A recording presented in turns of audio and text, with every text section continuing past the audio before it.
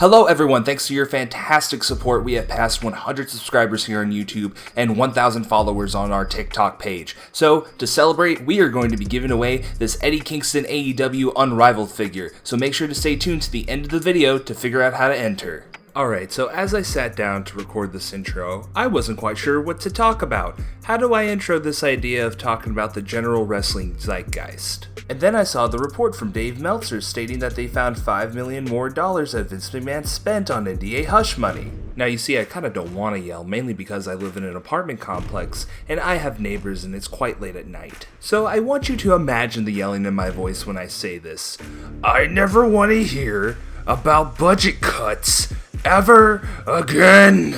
Okay, now that we have that out of the way, man, 2022 has been an odd year for wrestling now, hasn't it? Whether it be people jumping the other way when it comes to the great wrestling talent swap, injury palooza decimating rosters of major companies, top talent walking out over their portrayal. Oh yeah, that's right, and something about Vince McMahon retiring and a bunch of money. Since we have finally hit the calm and the storm in the professional wrestling world, I think it would be a great idea to take a look at each company, see what they're excelling in, see where they need to improve on, and who knows, maybe highlighting some things that you should check out yourself. This is Extreme League Wrestling, and this is my Wrestling State of the Union address.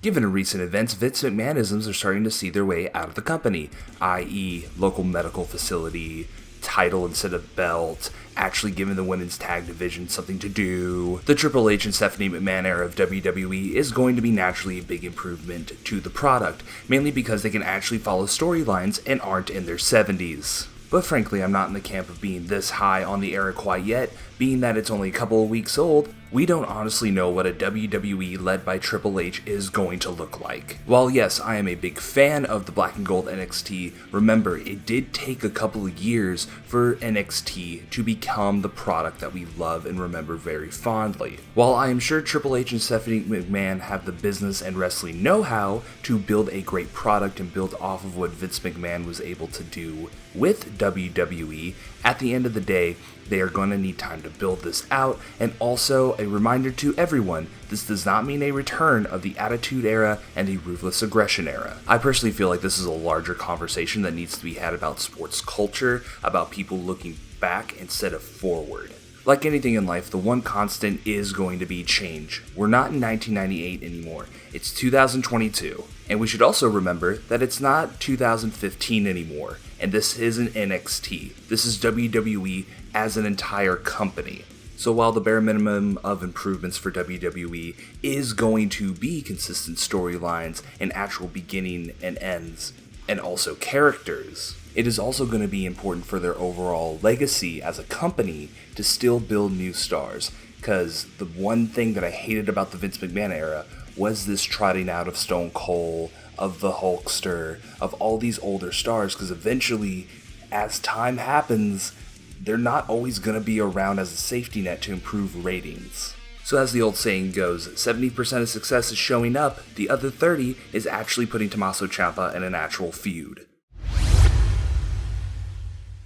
Injury mania has swept the wrestling world, with none more important than CM Punk being taken out of action right after winning the AEW World title. While I am one of the biggest Jon Moxley fans out there, it's kinda clear that he wasn't meant to be the champion this summer. And if anything, the booking from this long list of injuries has shown a great deal of flaws within AEW. And actually, a quick update as we are editing this video, CM Punk has returned at AEW Dynamite Quake by the Lake. And also not to mention that there is a possible Kenny Omega return on the horizon. My criticism of AEW's current product still stands, but at least now we know for the immediate future, a lot of the booking woes will be resolved with the return of this very much important talent.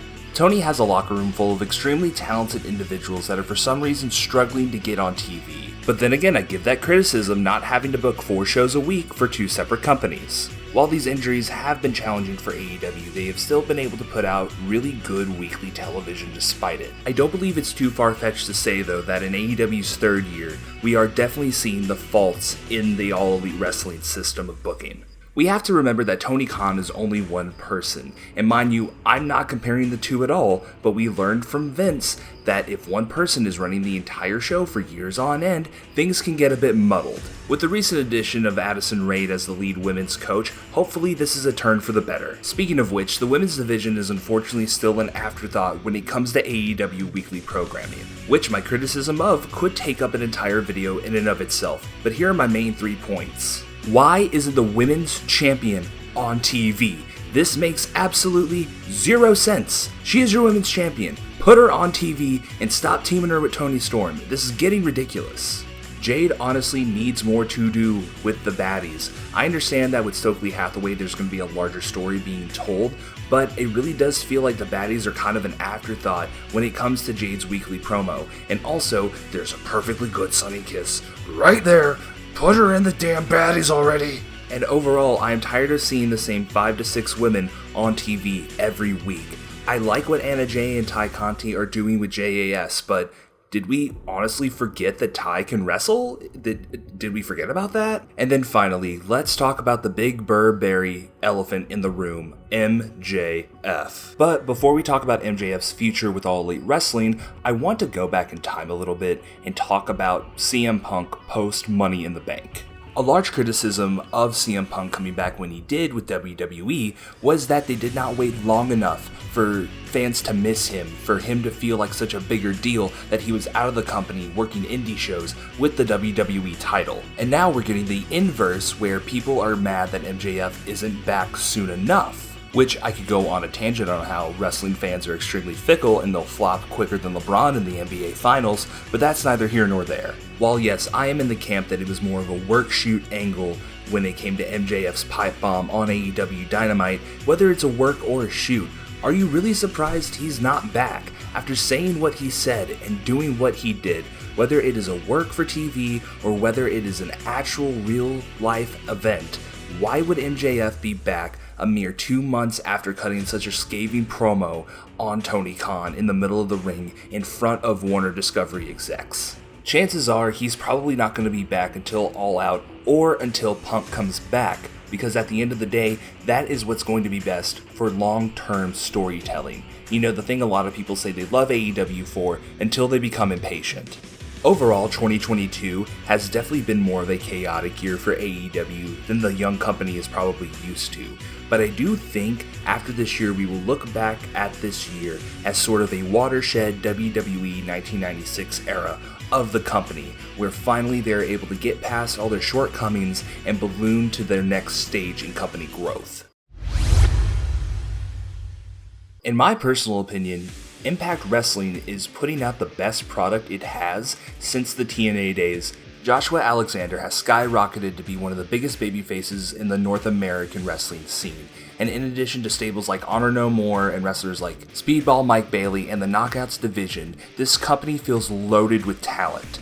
I would say the biggest thing that is a detriment to this company right now is the ability to watch it. Not every home in the world has Access TV. I don't even think Access is available on things like Sling and Fubo, so it's kind of hard to watch Impact. While yes, I do applaud Impact for doing great things like YouTube Premium, as well as their efforts on Twitch, at the end of the day, it's not going to bring them to their former glory of being a top 2, top 3 company in the US. And while in my opinion, I do think New Japan Pro Wrestling is tied with Impact for being the 3rd biggest brand in the United States, NJPW does have a very big hardcore base that could help propel them to the top 3 in the North American market, unless Impact Wrestling gets a better TV deal. But now more than ever, I have faith in Anthem and Impact Wrestling as companies to truly prevail in the next few years. NJPW is really out here trying to control Z the whole pandemic era, aren't they? Will Ospreay and Shingo really could have made great champions if it weren't for the horrible circumstances of the world, and of course, as is the way of this year, injuries. It was very odd to see NJPW during the pandemic era have more of a Western ideology to booking, which isn't why people watch NJPW. Having Okada carry the championship from 2021 to 2022 was honestly the best decision to reset the company post-pandemic era. And I know some people were shocked by this, but having Jay White win the title off of Okada was the best choice to move on. Because frankly, in my opinion, from a global standpoint, if Bullet Club is doing well, then that means NJPW globally is going to do well. And even ignoring the factions, the inclusions of people like Jay White, Will Ospreay, and Juice Robinson, I feel like are proper successors to the elite-size hole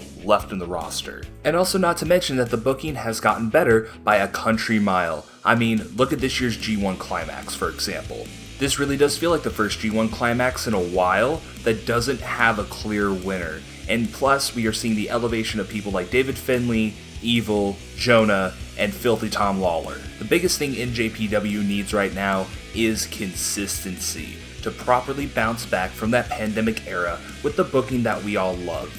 And then also give proper focus to their US expansion. It's been going great so far, and I feel like Forbidden Door is the start of a really good chapter for NJPW. They just need to keep going with the work that they're doing now with Strong. It's going to be integral to its success to have its own storylines and moments, so we don't have another Rampage situation. Sorry, TK.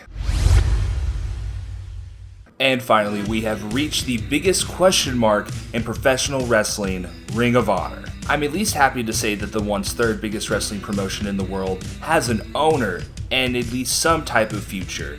Past that point, I honestly don't know what to tell you. Above all, of course, Ring of Honor needs some type of television distribution, whether that be YouTube, HBO Max, TNT, TBS, or some other type of Warner Media property. Personally, I think Rampage should be rebranded to ROH, but that's neither here nor there and is a video for another time. But in order to have a better AEW product, we need to figure out what is going on with Rampage, because booking two companies for anybody is going to be a lot of work, and it's not going to be as consistent as if you only have to book one.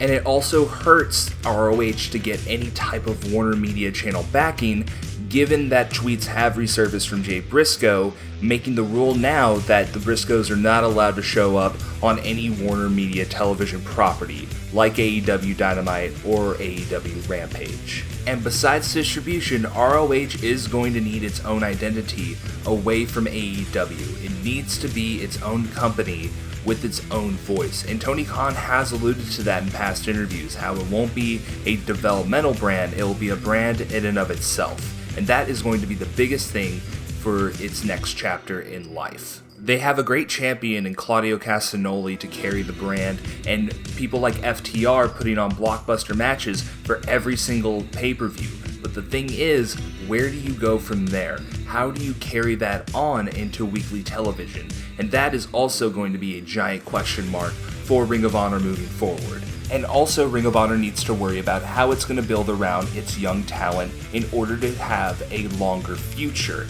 How are you going to build around Wheeler Yuta, Daniel Garcia, Mercedes Martinez? Because they are going to be the core of what your company is going to be in 5 to 6 years.